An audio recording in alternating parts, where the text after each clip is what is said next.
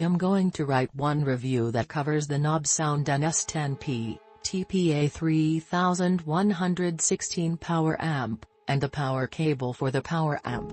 I bought a monoprice 16150 350 watts hybrid amp in November 2016 that lasted about a year and a half before having problems.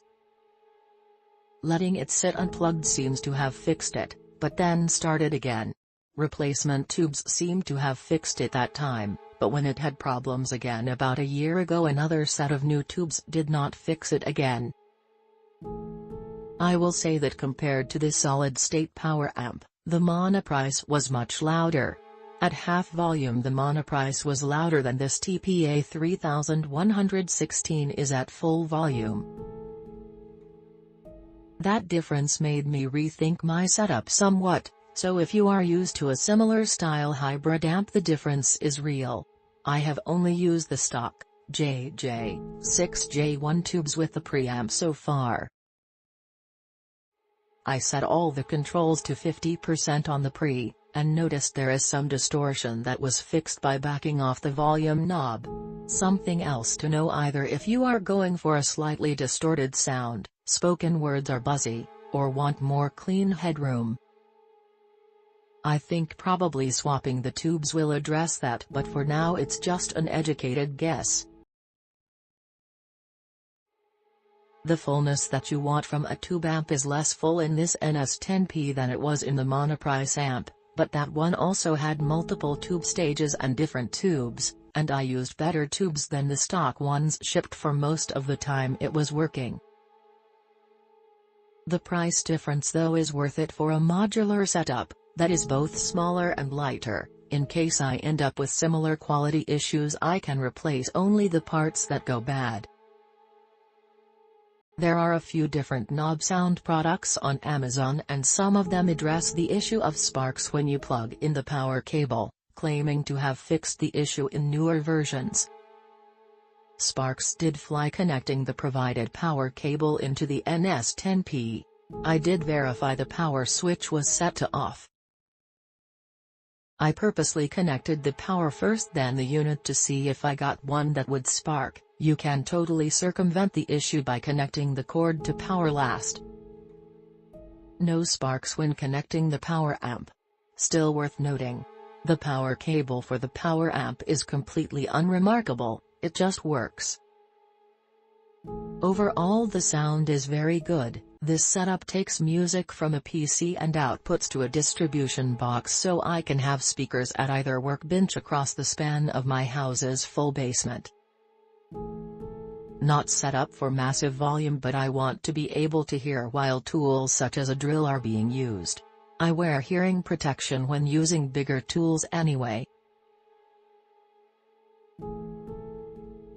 I have these situated where the preamp is on top of a similar sized Fosse subwoofer amp, for a different setup, and then that sits on top of the power amp. These make a lot less heat even stacked up like that and sat next to a cable box than the monoprice amp did.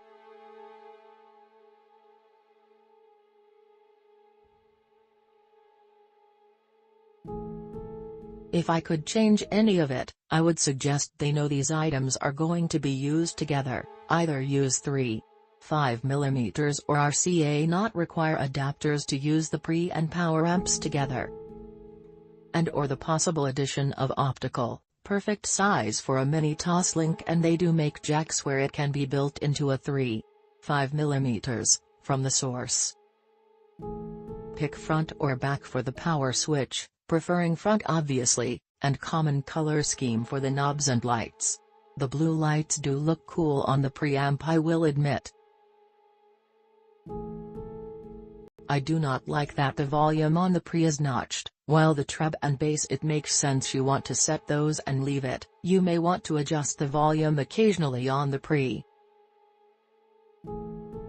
The power amp knob has no line to signify where in its volume range it is set. In my case it didn't matter because it's maxed out.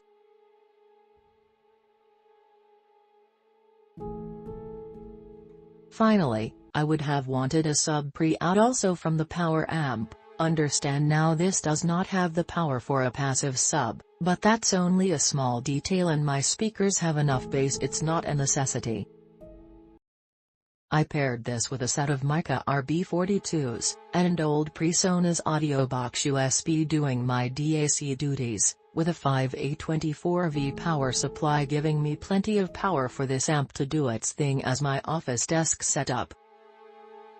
The micas are inefficient at 83 dB 1W/1 meter, but this thing had absolutely no trouble pushing them well beyond comfortable listening volume, but even at that volume, this amp maintains an amazingly low noise floor.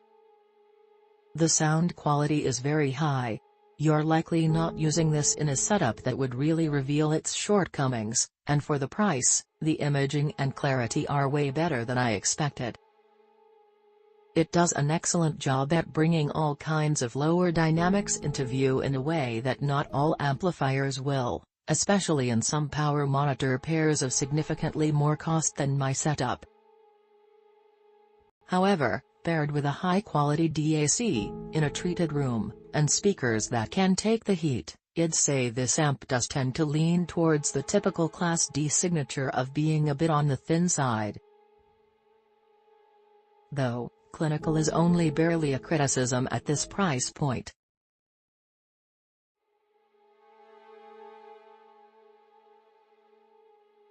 The bigger sound issue is that unfortunately whoever designed this specific board did so initially with only one TPA3116 amp, and the modification to this design has not added any additional capacitors in the power delivery circuit, meaning transients, especially in lower frequencies, can often GE.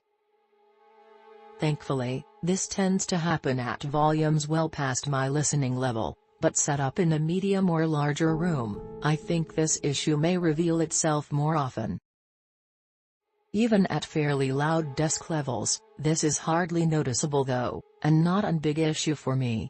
Some asides, if you're the DIY type, there are a couple of little mods I would recommend performing on this amp.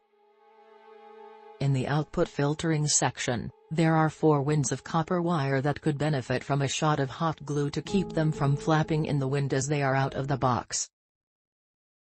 Click link in description for more reviews.